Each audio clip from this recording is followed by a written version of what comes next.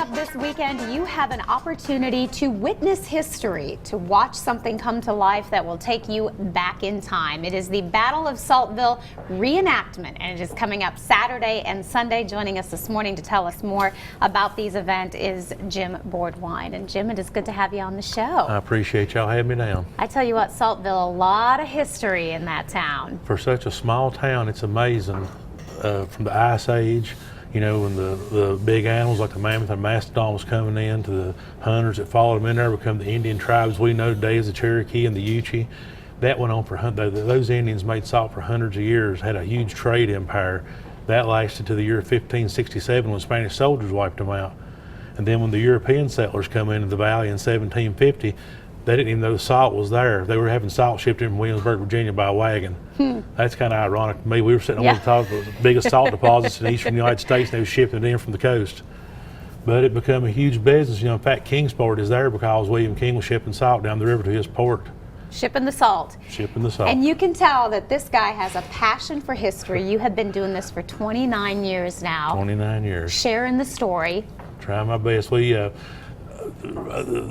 group that we have up home, we try our best to teach the history as authentically and as accurately as we can. As you know, a lot of times history, especially when Hollywood gets a hold of it, you don't know if Abe Lincoln and Lot was running around together, much less what was really going on. So we try to teach it as close as we can, what we humanly possible.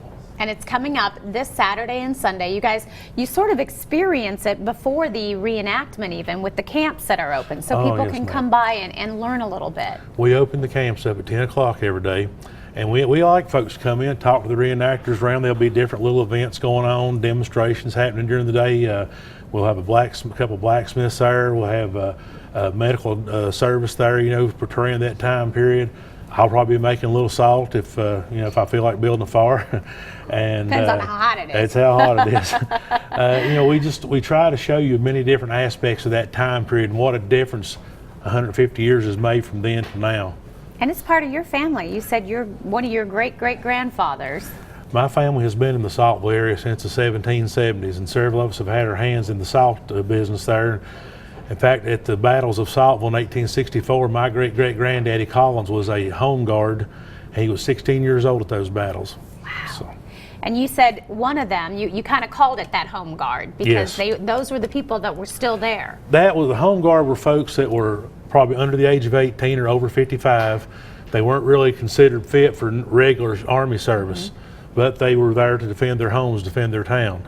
And you know, salt at that time, it was so important. I can't stress the importance. People today don't think much about salt because everything we buy has got salt in it. You know, the doctor says don't use much salt.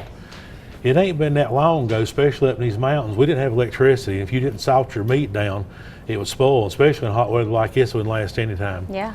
You know, at one time, salt was literally worth its weight in gold. It's traded ounce for ounce.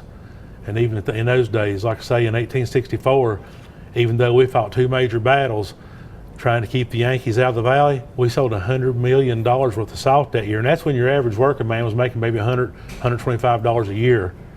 So $100 million was a big lick. You know? Yeah, you put that in perspective. Today, it'd probably be worth billions of dollars. I just can't begin to guess how much that would be now. And what an opportunity to teach your kids by letting them see what these battles were like. You know, you can read books all day long, but when you actually come out and see the people dressed in the clothing, doing the skills and the crafts from that time. In fact, on Friday, we have our education day. We'll be bringing different groups from different schools in the area around in, and they'll come in and see what we're doing. We'll get to talk to them. So. History right there in our hometowns. Very big history. Very cool. Well, Jim, thanks so much for coming in, sharing the story with us this morning. Thank y'all very much for having me. Don't forget, these reenactments will take place coming up this weekend, Saturday and Sunday. The camp's open at 10. The battle begins at 2.